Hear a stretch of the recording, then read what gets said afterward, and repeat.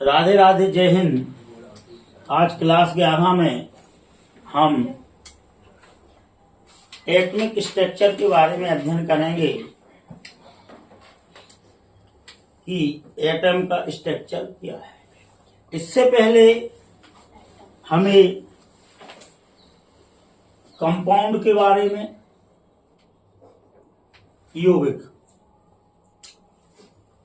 Molecules के बारे में,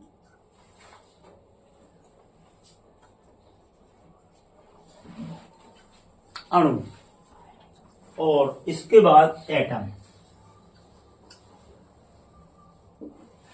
परमाणु। 3 शब्द हैं और एक शब्द और है एलिमेंट।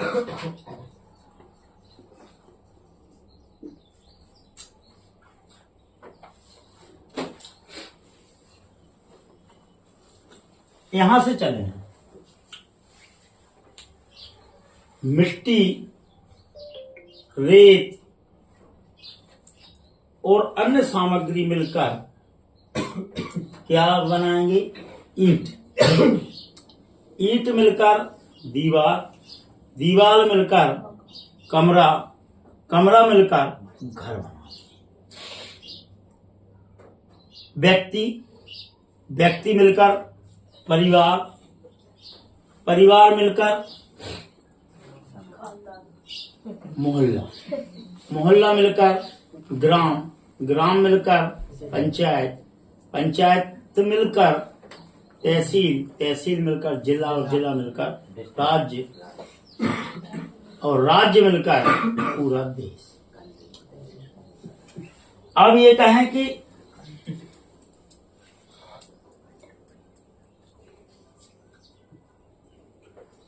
एटम मिलकर मॉलिक्यूल्स, मॉलिक्यूल्स मिलकर कंपाउंड, या कंपाउंड को तोड़ें तो मॉलिक्यूल्स, और मॉलिक्यूल्स को तोड़ें तो एटम बनता है। तो अब हमें एटम की डेफिनेशन पढ़ना है, या कंपाउंड की पढ़ना है, या मॉलिक्यूल्स की पढ़ना है। तो यहां हम जैसे कंपाउंड की बात करें तो कंपाउंड्स में हम कह सकते हैं कि जब एटम आपस में मिलते हैं तो वह मॉलिक्यूल्स का निर्माण करते हैं, और समान मॉलिक्यूल्स जब मिलते हैं तो उसे कंपाउंड कहते हैं, और असमान मॉलिक्यूल्स मिलते हैं तो उनको मिश्रण कहते हैं। जैसे कि हाइड्रोजन, ऑक्सीजन आपस में मिले तो इनने यहां पर H2O बनाया।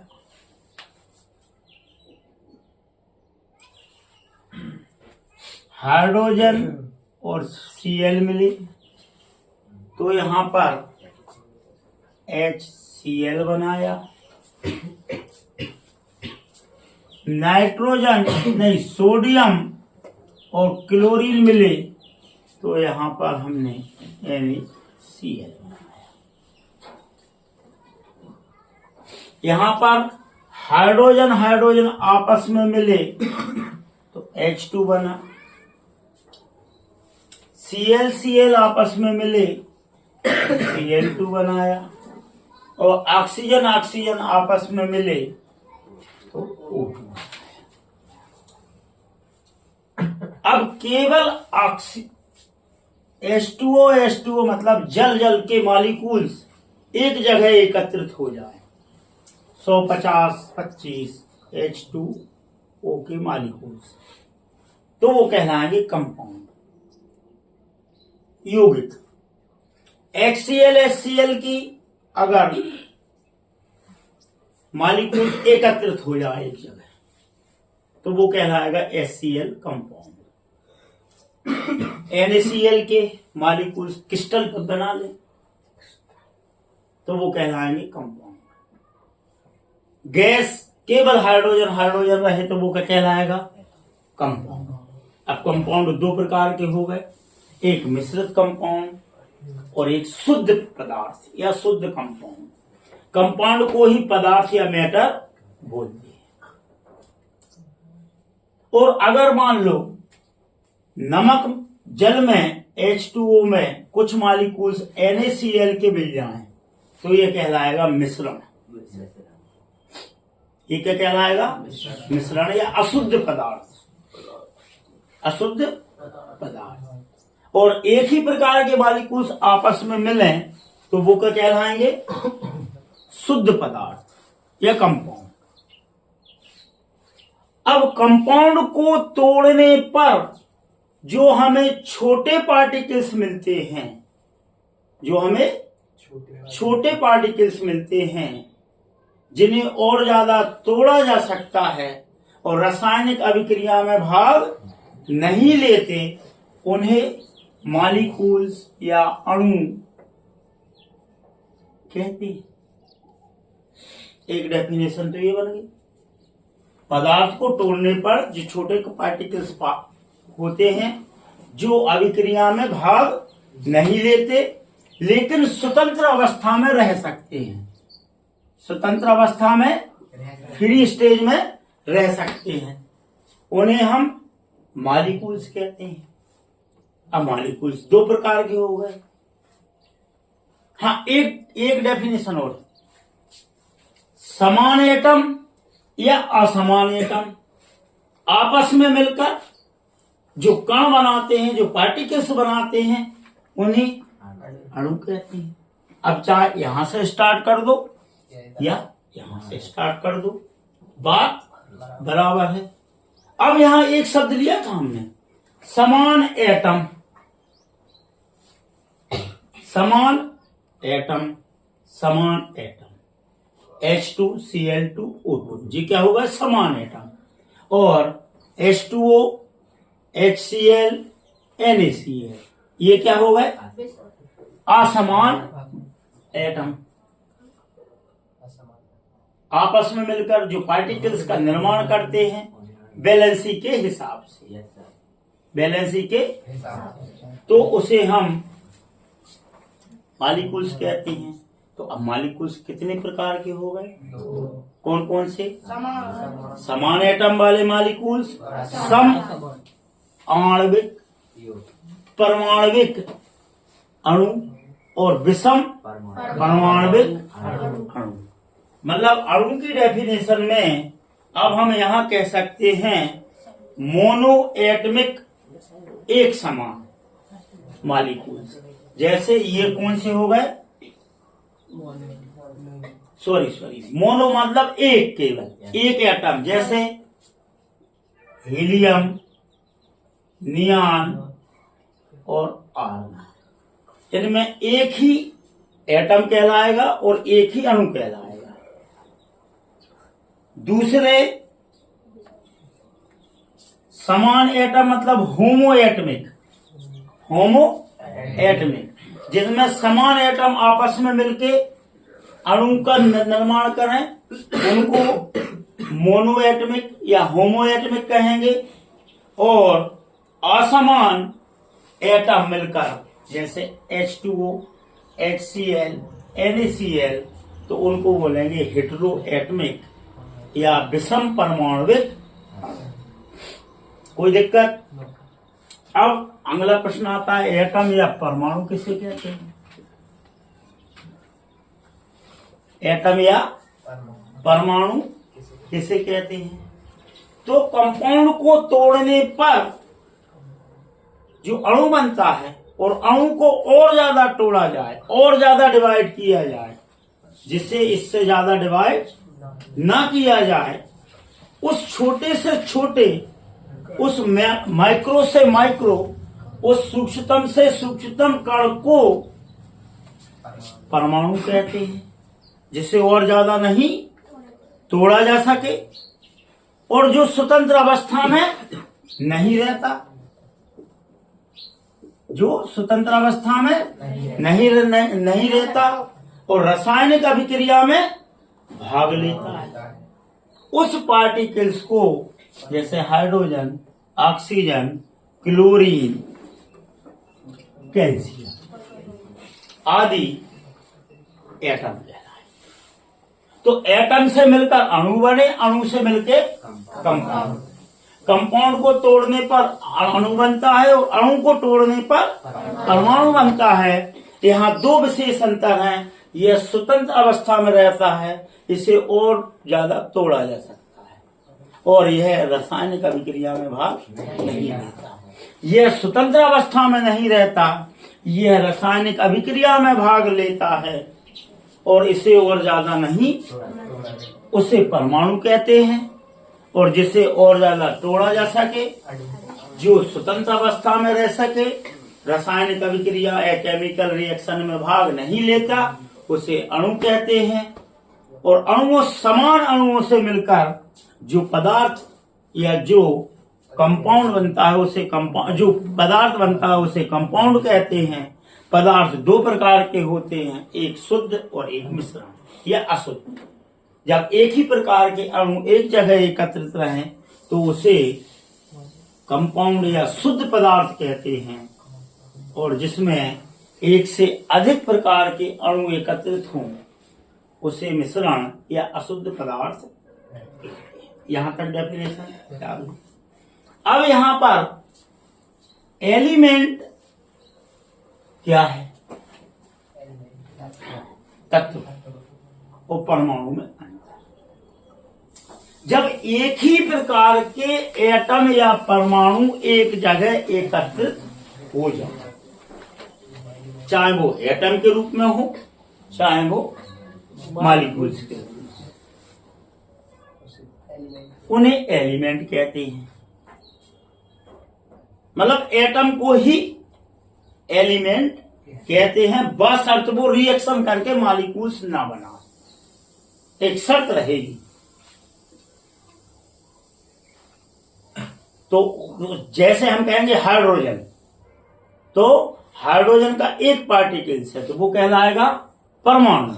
और हाइड्रोजन एक जगह एकत्रित हो जाए, गोल्ड एक जगह एकत्रित हो जाए, AU, चांदी या सिल्वर AG एक जगह एकत्रित हो जाए तो वो कहलाएगी एलिमेंट। और एक पार्टिकल्स रहे तो वो कहलाएगा एटम। और अगर AgNO3 हो गया तो वो कहलाएगा मॉलिक्यूल। और AgNO3 एक जगह एकत्रित हो जाए तो वो कहलाएगा शुद्ध कंपाउंड। तीनों में अंतर समझ में आ गया। अब यहां पर देखो, आप लोग इनके फार्मूला याद करते हैं। कौन की? मॉलिक्यूल्स के। जबकि मॉलिक्यूल्स के फार्मूला याद नहीं करना चाहिए, उनकी बैलेंसी याद कर लो। बैलेंसी, तो बैलेंसी अगर आपने याद कर ली तो आपको मॉलिक्यूल्स के फार्मूला याद करने की जरूरत नहीं है। जैसे यहां पर हाइड्रोजन तो H2 के रूप में हुए। ऑक्सीजन के साथ हाइड्रोजन जुड़ा तो 2 जुड़े, कार्बन के साथ हाइड्रोजन जुड़े तो 4 जुड़े। मतलब मैथ्सन का सूत्र क्या होगा? CH4। जल का सूत्र होगा H2O। और हाइड्रोजन का सूत्र मॉलिक्यूल्स का होगा H2। H3 नहीं हो सकता, ये कभी HO2 नहीं हो सकता, और ये H3O2 O4 नहीं हो सकता। तो हमें एक वैलेंसी वाले, कितनी? एक वैलेंसी वाले एटम, जैसे hydrogen, sodium, chlorine, bromine, iodine, जिन्हें अलग कर लो। ठीक है ना? दो वैलेंसी वाले जैसे जिंक, कैल्शियम, मैग्नीशियम, पोटेशियम की एक रहे, मैग्नीशियम, बेरिलियम, कैल्शियम हो गया, जिन्हें अलग कर लो। ऑक्सीजन, सल्फर, जिन्हें अलग कर लो। 3 वैलेंसी वाले नाइट्रोजन, फास्फोरस, जैसे आज, और 4 वैलेंसी वाला, 2 वैलेंसी वाला कार्बन भी है, और 4 वैलेंसी वाला कार्बन और 5 वैलेंसी वाला फास्फोरस। अब देखो, आप हाइड्रोजन की 1 वैलेंसी है तो आपस में जुड़कर एक और एक ही मॉलिक्यूल जुड़े H2O। ऑक्सीजन की वैलेंसी कितनी है? 2, मतलब 2 बॉन्ड बनाएंगे, तो स्वाभाविक है हाइड्रोजन की 1 वैलेंसी है तो ये H2O बनाएगा, और कार्बन की 4 वैलेंसी है तो वह CH4 बनाएगा, या ना कि CH5। समझ गए ना? 3 रहेगा तो 1 वैलेंसी खाली। अब यहां पर देखो, सोडियम की 1 वैलेंसी है और क्लोरीन की भी 1 वैलेंसी है, तो ये बनाएगा NaCl, और जिंक की 2 वैलेंसी है तो ये बनाएगा ZnCl2। कहेंगे क्लोरीन की 1 है, जिंक की 2। कैल्शियम में Cl2 बना देगा। मैग्नीशियम में भी 2 वैलेंसी है, MgCl2 बनाएगा। ऑक्सीजन की 2 है, H2O, सल्फर की 2 है तो H2S। कोई दिक्कत? ये कहलाते हैं कि हम वैलेंसी के आधार पर अगर एटमों को आपस में जोड़ें तो मॉलिक्यूल्स बनता है और उनकी संख्या का निर्धारण कर सकते हैं। क्लोरीन की 1 है, दूसरे क्लोरीन से जुड़ेगा तो Cl2 बनेगा, Cl3 कभी नहीं बनेगा। अब फास्फोरस की 3 है तो PCl3, फास्फोरस की 5 भी होती है तो PCl5, Cl की 1 है तो 5 जुड़ेगा। नाइट्रोजन की 3 है, ऑक्सीजन की 2 है तो H2O, और नाइट्रोजन में रहेगा NH3। इस प्रकार हम मॉलिक्यूल्स के फार्मूला याद कर सकते हैं। तो एटम क्या है? कंपाउंड को जब तोड़ा जाता है, डिवाइड किया जाता है तो छोटे पार्टिकल्स बनते हैं। तो इन छोटे पार्टिकल्सों को और ज्यादा तोड़ा जाए और ज्यादा डिवाइड किया जाए, जिससे ज्यादा डिवाइड न हो सके उसे एटम कहते हैं। यह स्वतंत्र अवस्था में नहीं रह सकता, केमिकल रिएक्शन में भाग लेता है, उसे एटम कहते हैं। और समान एटम जब एक जगह एकत्रित हो जाए तो उसे एलिमेंट है। ठीक। अब मॉलिक्यूल्स, एटम आपस में मिलकर अणु का निर्माण करते हैं, जिसे तोड़ा जा सकता है एटम के रूप में। यह स्वतंत्र अवस्था में रह सकते हैं प्रकृति में, और रासायनिक अभिक्रिया में भाग नहीं लेते। और मॉलिक्यूल्स आपस में मिलकर कंपाउंड का या पदार्थ का निर्माण करते हैं। पदार्थ 2 प्रकार के रहते हैं, एक शुद्ध पदार्थ, एक अशुद्ध पदार्थ। अगर एक ही प्रकार के मॉलिक्यूल्स एक जगह एकत्रित हो जाएं, या मॉलिक्यूलर बॉन्ड, मेटलिक बॉन्ड या अन्य किसी वंडरवाल बॉन्ड के द्वारा जुड़कर एक जगह एकत्रित हो जाएं, तो उन्हें शुद्ध पदार्थ कहते हैं। और एक से अधिक प्रकार के मॉलिक्यूल्स अगर आपस में मिल जाएं तो उन्हें मिश्रण या अशुद्ध पदार्थ या कंपाउंड कहते। आज तीनों में अंतर समझ में आ गया? एलिमेंट में भी अंतर समझ में कोई दिक्कत तो नहीं है ना? अब चूंकि इस यूनिट में हम परमाणु के स्ट्रक्चर के बारे में अध्ययन करेंगे, तो अब हम एटम के नीचे जाएंगे। ऐसा तो नहीं है कि एटम को और ज्यादा नहीं तोड़ा जा सकता, तोड़ा तो नहीं जा सकता, लेकिन एटम भी तो किसी से मिलकर बने होंगे ना। कि केवल एटम एक पार्टिकल्स है और जिसमें पार्टिकल्स ही है। तो अब एटम के अंदर जाएं कि एटम किससे मिलकर बना है।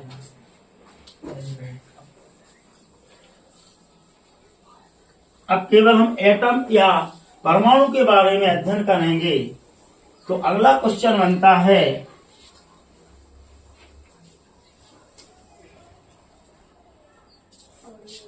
परमाणु के मूलभूत कण। मतलब परमाणु के अंदर भी पार्टिकल्स होते हैं। अगर इनको तोड़ दिया जाए, किसको? परमाणु को, फंडामेंटल पार्टिकल्स में, तो परमाणु अपना अस्तित्व खो देता है। जैसे हम कह सकते हैं कि परिवार को तोड़ो व्यक्ति, और व्यक्ति है मत तोड़ियो ना, फिर वो अपना अस्तित्व खो देगा। जैसे एक व्यक्ति है, अब ऐसा तो नहीं है कि एक व्यक्ति है तो वो किसी चीज से मिलकर नहीं बना, उसके भी फंडामेंटल ऑर्गन है, हाथ, हृदय, मस्तिष्क, आंख, नाक। अब सिर वहां रख दो, हाथ यहां रख दो, पैर यहां रख दो, और माइंड और हार्ट को वहां रख दो और कहो ये व्यक्ति है। संभव है? मतलब व्यक्ति को और ज्यादा नहीं तोड़ा जा सकता, लेकिन व्यक्ति किसी अन्य अंगों से मिलकर तो बना है। उसी प्रकार परमाणु या एटम को हम तोड़ तो नहीं सकते, लेकिन वो अन्य पार्टिकल्स बने हैं जिन्हें परमाणु के आधारभूत कण या फंडामेंटल पार्टिकल्स कहते हैं। तो वे पार्टिकल्स जिनसे परमाणु या एटम बनकर बना है उन्हें फंडामेंटल पार्टिकल्स कहते हैं। जैसे proton positive, electron negative, neutron उदासीन, और अन्य प्रकार के कणों में पॉजिट्रॉन, मेसान जैसे पार्टिकल्स भी पाए जाते हैं। पॉजिट्रॉन और मेसॉन